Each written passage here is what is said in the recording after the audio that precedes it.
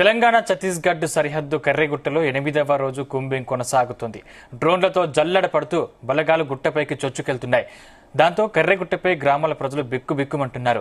ఈ నేపథ్యంలో శాంతి చర్చలకు రావాలని మావోయిస్టు సెంట్రల్ కమిటీ సభ్యుడు అభయ్ పేరుతో మరో లేఖ విడుదలైంది. శాంతి చర్చల కోసం ఇప్పటి వరకు మొత్తం 3 పత్రికా ప్రకటనలు జారీ చేశామని, ఛత్తీస్గఢ్ తెలంగాణ సరిహద్దు ప్రాంతంలోని కర్రెగుట్ట ప్రాంతాన్ని 10,000 మంది పోలీసు బలగాలతో మోహరించి 3 రోజుల పాటు భారీ ఆపరేషన్ నిర్వహించి 3 సహచరులను చంపడమే కాకుండా పార్టీ నాయకత్వాన్ని కూడా చంపే ప్రయత్నం చేస్తున్నారని లేఖలో పేర్కొన్నారు. గిరిజనుల ఊచకోత ఇలాగే కొనసాగితే శాంతి చర్చల ప్రక్రియకు అర్థం ఉండదన్నారు. దాంతో కర్రెగుట్టపై మావోయిస్టు కీలక నేతలు ఉన్నట్లు భావిస్తున్నారు.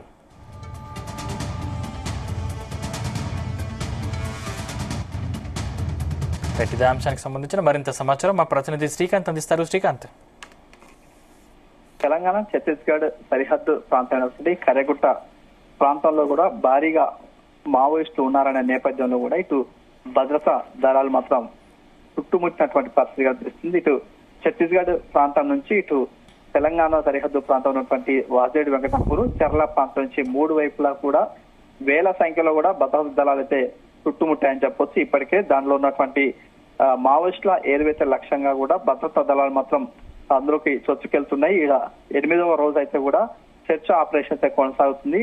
దీనికి సంబంధించిన భద్రతా దళాలు కూడా ఇప్పటికే ఆ గుట్ట ప్రాంతాన్ని మాత్రం ఆక్రమించుకొని పైకి వెళ్తున్నటువంటి సిచ్యువేషన్ కనిపిస్తుంది. ఈ క్రమంలో అక్కడ ఉన్నటువంటి భారీగా సొరంగాలు అదేవిధంగా బంకర్లు అయితే కూడా వారికి కనిపిస్తున్న నేపథ్యంలో అక్కడ ఉన్నటువంటి మావోయిస్టు పార్టీకి సంబంధించిన ఆసరాగా చేసుకొని ఉంటున్నటువంటి గుహలను కూడా వీలైతే వెలికి తీయడం జరిగింది. అందులో ఉన్నటువంటి సుమారుగా ఒక్కొక్క గుహ కూడా 500 మీటర్ల నుంచి కిలోమీటర్ వరకు కూడా గుహలు ఉన్నాయి. ఈ క్రమంలో అటువంటి మావోయిస్టు ఉన్నటువంటి సభ్యులు దానిని ఆసరాగా చేసుకొని అందులో ఉంటున్నట్లుగా అయితే వీరు గుర్తించారు. ఈ క్రమంలో భద్రతా దళాలు మాత్రం అందులోకి వెళ్లి మాత్రం పరిశీలించడం జరిగింది. దానికి సంబంధించినటువంటి అక్కడ నిత్యావసర సరుకులు కొన్ని కనిపించడం, అదేవిధంగా వారు ఉండేందుకు అన్ని సౌకర్యాలు కూడా అందులో నీటి వసతి కూడా ఉన్నట్లుగా అయితే వారు గుర్తించారు. ఈ క్రమంలో మావోయిస్టులు ఉన్నటువంటి భద్రతా దళాలు వస్తుందని చెప్పి పసిగట్టినటువంటి మావోయిస్టులు మాత్రం తప్పించుకున్నట్లుగా తెలుస్తుంది. అదేవిధంగా అక్కడ ఉన్నటువంటి కర్రెగుట్ట ప్రాంతంలో మాత్రం ఇలాంటి గుహలు మాత్రం చాలా ఉన్నాయని తెలుస్తుంది. ఈ క్రమంలో భద్రతా దళాలు కూడా వాటి సంఖ్య కూడా పెంచే అవకాశం ఉంది. దాదాపు ఇప్పటికే 10,000 మంది ఉండగా మరొక 10,000 బృందాలను కూడా అక్కడికి తరలించే ప్రయత్నాలు చేస్తున్నారు. దానికి సంబంధించి 4 హెలికాప్టర్లను కూడా వాడుతున్నారు. కర్రెగుట్ట ప్రాంతంలో ఒక బేస్ క్యాంప్ కూడా ఏర్పాటు చేయాలనే ఉద్దేశంతో కూడా మిగతా సంబంధించి భద్రతా దళాలను కూడా అక్కడికి తరలించే ప్రయత్నం అయితే కొనసాగుతుందని చెప్పొచ్చు. ఈ క్రమంలో అక్కడ ఉన్నటువంటి కర్రెగుట్ట ప్రాంతానికి సంబంధించి ఆనుకుని ఉన్నటువంటి మరొక కొన్ని గ్రామాలు అయితే ఉన్నాయి. అక్కడ ఉన్నటువంటి వారందరినీ కూడా ఆదివాసీ సంబంధించిన వారు కాబట్టి అక్కడ ఉన్నటువంటి వారందరినీ కూడా ఆధునికమైనటువంటి థర్మల్ స్క్రీనింగ్ తో కూడా వారిని అయితే పరిశీలిస్తున్నారు. అక్కడ ఉన్నటువంటి ఆదివాసీలే ఉన్నారా, మిగతా సంబంధించిన వారు ఎవరికైనా ఆశ్రయం కల్పిస్తున్నారా, మిగతా సంబంధించిన ఇతర అనుమానిత వ్యక్తులను అక్కడికి వచ్చారనే దాంట్లో కూడా పూర్తి స్థాయిలో కూడా ఆరా తీస్తున్నారు. అదేవిధంగా ఒకవేళ కాల్పులు జరిగితే మాత్రం అక్కడ ఉన్నటువంటి అమాయకమైనటువంటి గిరిజనులు చనిపోయే అవకాశం ఉంటుంది కాబట్టి పూర్తి స్థాయిలో వారు ఎవరైనా గుర్తించతో వచ్చే పైకి వెళ్లేందుకైతే భద్రతలు అయితే పైకి వెళ్తున్నాయని చెప్పొచ్చు. మరోవైపు ఇటు ఏదైతే ఉందో ఇప్పుడు మావోయిస్ట్ పార్టీకి సంబంధించిన వారు మాత్రం ఇప్పటికే 2 లేఖలు విడుదల చేశారు.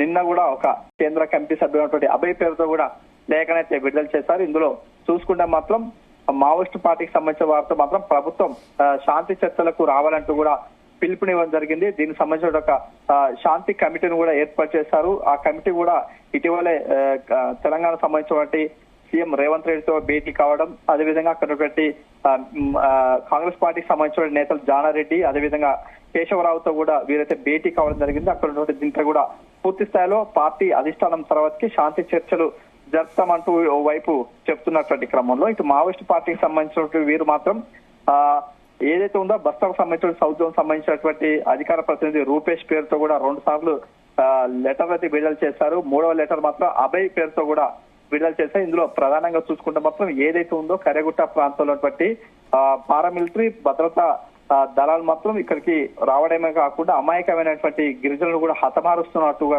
ఇందులో పేర్కొనడం జరిగింది. అదేవిధంగా ఏదైతే ఉందో ఇవి ఉన్నటువంటి శాంతి చర్చలకు రావాలి, ప్రజాస్వామికంగా ఉన్నటువంటి ప్రభుత్వాలు ప్రజల చేత ఎన్నుకోబడినటువంటి ప్రభుత్వాలు కాబట్టి ఖచ్చితంగా ఇక్కడ శాంతి చర్చలకు వస్తే మాత్రం దానికి అనుకూలంగా సానుకూలంగా మేము స్పందిస్తామంటూ కూడా మావోయిస్టులు చెప్తున్నటువంటి పరిస్థితి కనిపిస్తుంది. మరోవైపు ఇటీవల జరిగినటువంటి ఎన్కౌంటర్ నేపథ్యంలో కూడా ముగ్గురు మహిళా PLGO సంబంధించినటువంటి మహిళలు ముగ్గురు కూడా చనిపోయేట్టుగా తెలుస్తుంది. వారికి సంబంధించిన వివరాలు కూడా నిన్న వెల్లడించడం జరిగింది. దాంతో కూడా అక్కడ ఛత్తీస్గఢ్ సంబంధించిన వారు మాత్రం ఈ ఎన్కౌంటర్ పై కూడా అధికారికంగా ధృవీకరించాలని చెప్పొచ్చు. మరోవైపు ఈ రోజు మాత్రం సెర్చ్ ఆపరేషన్ 8వ రోజు అయితే కొనసాగుతుంది కాబట్టి మిగతా సంబంధించిన బలగాలు మాత్రం పైకైతే చొచ్చుకెళ్తున్నాయి.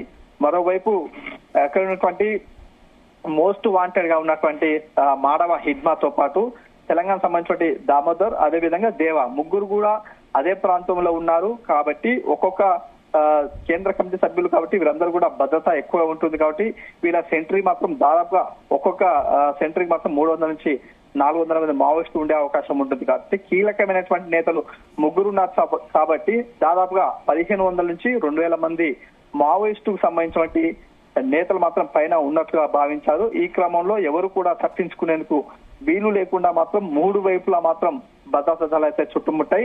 మరోవైపు నుంచి మాత్రం ఆ భద్రతా దళాలు మాత్రం అక్కడికి వెళ్ళలేని సిచ్యువేషన్ కాబట్టి ఆ వైపు నుంచి రావడానికి అయితే ఇప్పుడే ప్రస్తుతానికైతే ప్రయత్నిస్తున్నారు. అదేవిధంగా భద్రతా దళాలు అయితే కూడా పైకి వెళ్లేందుకు ఇబ్బంది పడుతున్నటువంటి క్రమంలో వాళ్ళు హెలికాప్టర్లు యూజ్ చేసుకుని అందులో వారిని కూడా డైరెక్ట్ గా గుట్టల పైనే దింపుతున్నటువంటి పరిస్థితి కనిపిస్తుంది. ఒకవేళ ఇటు మావోయిస్టు పార్టీకి సంబంధించిన నేతలు చర్చలకు రావాలని చెప్తున్నారు. మరోవైపు ఇటు భద్రతా దళాలు మాత్రం తమ పని తాము చేసుకుంటూ పోతుంది. కాబట్టి ఒకవేళ మావోయిస్టులు మాత్రం తారాసపడితే మాత్రం భారీ ఎన్కౌంటరే చోటు చేసుకునే అవకాశం ఉంటుంది. ఎక్కువ కూడా 10ల సంఖ్యలో మాత్రం ఇటు మావోయిస్టులు అయితే ఇటు జవాన్లు కూడా ఏదైతే ఉందో కూడా గాయపడే అవకాశం ఉంటుంది. అదేగా మరణించే అవకాశం ఉంటుంది. కాబట్టి ఇలాంటి విధ్వంసం జరగక ముందే కూడా తాము శాంతి చర్చకు అన్నట్టు కూడా మావోయిస్టు పార్టీకి సంబంధించిన వారు విజ్ఞప్తి చేస్తున్నారు, వేడుకుంటున్నారని చెప్పచ్చు. ఎందుకంటే వరుసగా 3 లెటర్లు వచ్చినా కూడా ప్రభుత్వం మాత్రం ఎలాంటి స్పందన లేకపోవడంతో కూడా వీరైతే కూడా ఏదైనా ఒక శాంతి కమిటీని కూడా వీరైతే కలిసిన నేపథ్యంలో ప్రభుత్వం మాత్రం ఎలాంటి అనుమతి అయితే ఇంతవరకు రాలేదు. కాబట్టి ఎలా ఉంటుందో మాత్రం మనం వేచి చూసే అవకాశం ఉంటుంది. భద్రతా దళాలు మాత్రం ఇంకా పైకి అయితే వెళ్తున్నాయి. అదేవిధంగా వీరు వెళ్తున్నటువంటి క్రమంలో ల్యాండ్ మైన్స్ అయితే ఎక్కువగా కనిపిస్తున్నాయి. ఈ క్రమంలో వాటిని నిర్వీర్యం చేస్తున్నారు. మరికొన్ని మాత్రం నిర్వీర్యం కాకపోవడంతో మాత్రం వాటిఅయితే పేల్చి వేస్తున్నారు. అదేవిధంగా మావోయిస్ట్ పార్టీకి సంబంధించిన భారీగా బంకర్ అయితే బయటపడుతున్న వారికి సంబంధించిన డంపులు అదేవిధంగా వారు వినియోగిస్తున్నటువంటి పేపర్స్ తో పాటు అదేవిధంగా ఎక్కువ కూడా ఎలక్ట్రికల్ సంబంధించిన వస్తువులు కూడా బయటపడుతున్నాయి. వారందరినీ కూడా భద్రతా దళాలు మాత్రం వాటిని కూడా ధ్వంసం చేస్తున్నటువంటి పరిస్థితి కనిపిస్తుంది. Thank you Srikanth.